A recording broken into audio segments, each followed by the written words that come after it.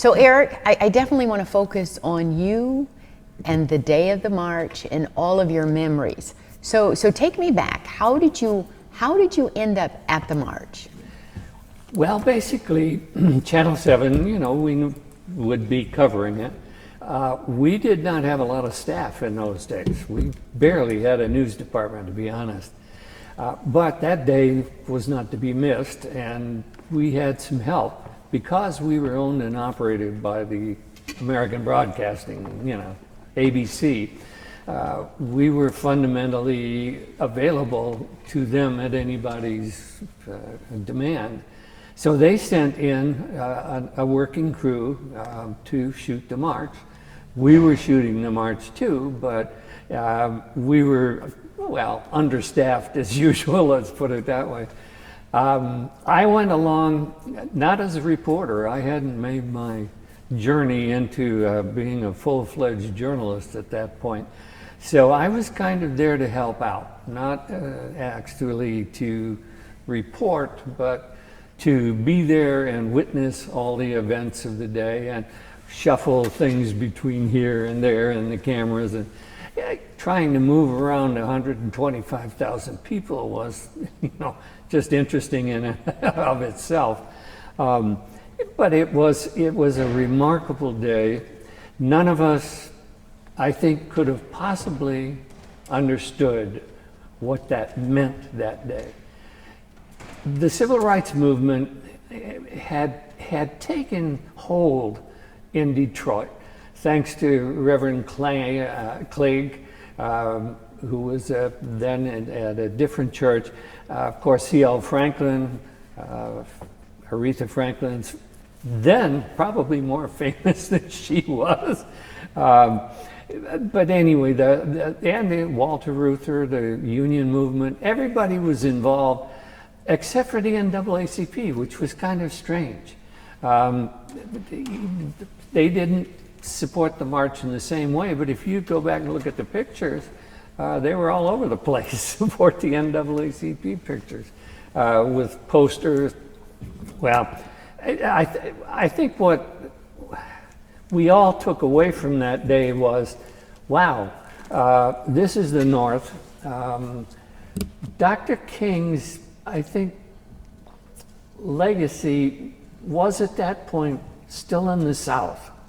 That he was known, obviously, for Montgomery, and he had not taken root in this city. The city was, I think, maybe 40% black at that point. Not black, it was Negro. Those words didn't come into play until Dr. King's journey proceeded into a different part of his life.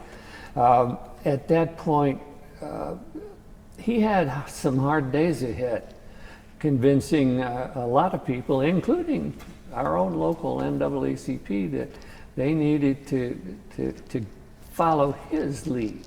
So let me ask you a question. Sure. So you were 20. Mm-hmm. Where were you in the march? Tell me, how close did you get to Dr. King? Did you get a chance to say anything to him that day? Oh, no, I didn't get to talk to him. I will say I was surprised at his stature. I had not seen him in the flesh previously. Believe it or not, we'd talked on the phone, but I had not seen him in the flesh. Wow, you talked to him on the phone. What was that conversation like? Was that about the march? No.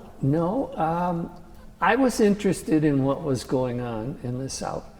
I was college age. We had the Freedom Riders who had pursued voting rights there in the early 60s. A couple of years, I was in that age group. And frankly, I probably felt a little guilty that I hadn't been on one of those buses. That those kids took a real positive chance in life with their own lives to desegregate lunch counters, whatever.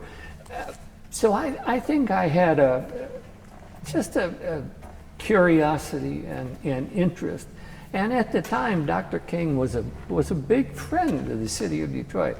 C.L. Franklin, people raised, well, he could come to Detroit and open the Treasury. There was a lot of goodwill here for the Southern Christian Leadership Conference, and people were writing checks. Willing to write a check for it.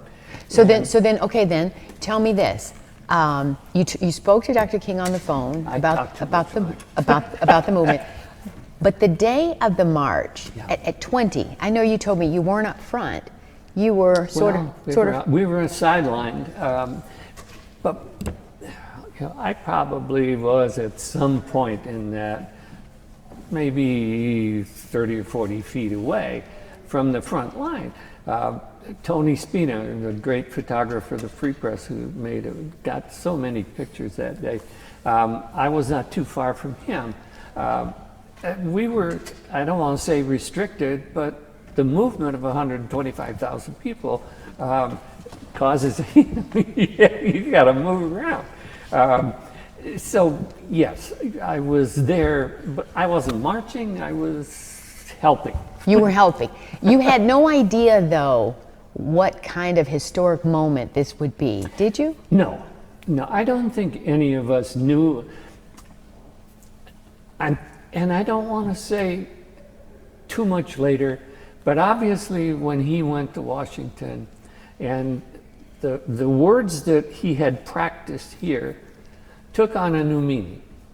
That day,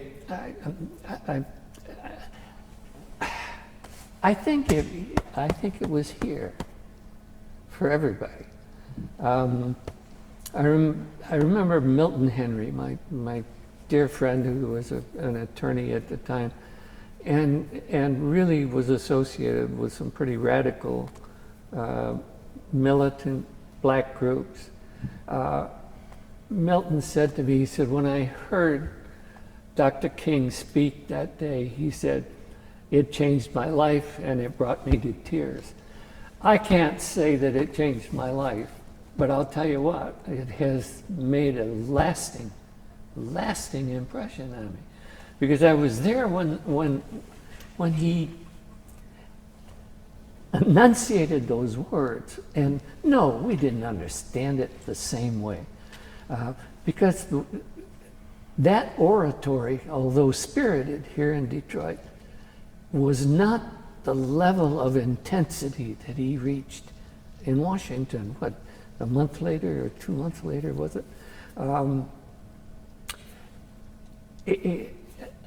I don't think you can, in a nutshell, say what that day meant to this city. The mayor, the governor, former governor, Governor Romney couldn't be here because it was a holy day for him. But for you, though, so if you were 20, you're now 80. Yeah. We're looking back. So we're looking back after 60 years. Why is it important to look back now at the 60th anniversary? You know, we talked a few years ago about the years that had passed since 1967 and what had changed in this city in that period of time. To look at 60 years, I wish, in my heart of hearts, I wish in some measure we could go back to the very simple message that was there that day. We didn't get there, but this nation changed dramatically. 4 months after the march, John Kennedy was assassinated. That alone changed this country. You go on through the 60s, and it was a disastrous period for everybody that really believed in what the kids of the 60s believed in, and that was, we're going to change this. We're going to make this a better place. Listen to what Dr. King said.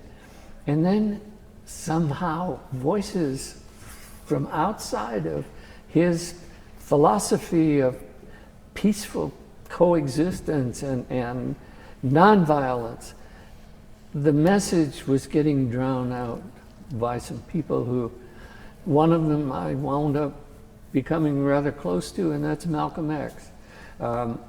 His voice sharpened people's thoughts, whether you could even begin to agree with him or anybody else.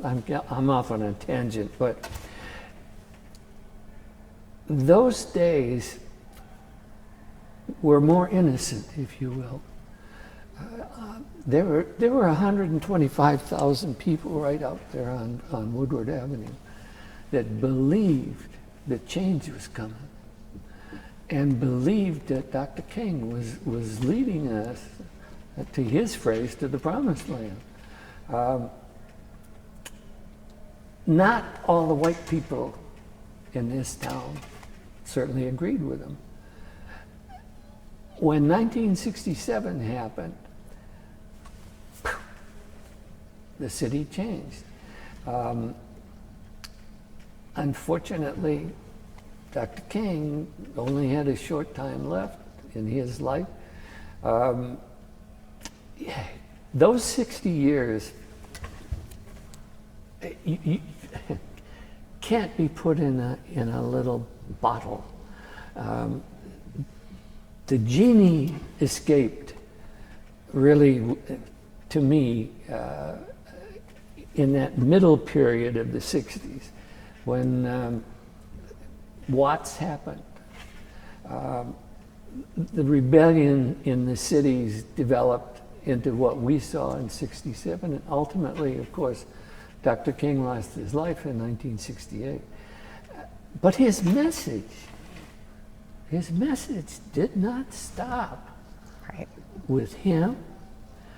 It did not stop